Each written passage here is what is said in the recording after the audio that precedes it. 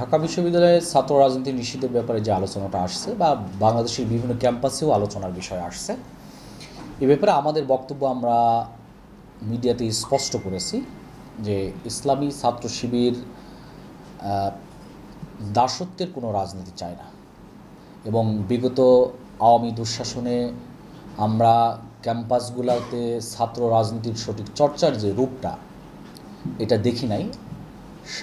সকল ছাত্র সংগঠনের সহাবস্থান নিশ্চিত হয় নাই। ইসলামী ছাত্র শিবির চাই যে নেতৃত্বের মাধ্যমে ক্যাম্পাস থেকে ছাত্র রাজনীতির চর্চার মাধ্যমে জাতীয় নেতৃত্ব তৈরি হোক।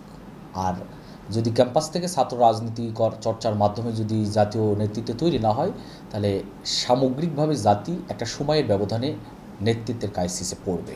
কাজে ইসলামী ছাত্র শিবির ঢাকা বিশ্ববিদ্যালয় সহ সকল ক্যাম্পাসেই ছাত্র রাজনীতি নিষিদ্ধ নয়, বরং এর যৌক্তিক সংস্কার চাই।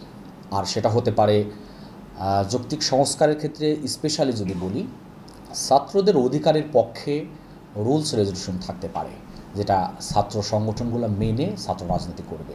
ছাত্র সংসদ নির্বাচন হতে পারে এবং ছাত্ররা, টিচারগণ সকলে মিলে ছাত্রদের অধিকারের পক্ষের যে রাজনীতি, সে রাজনীতির জন্য যা যা করা প্রয়োজন সেটা হতে পারে।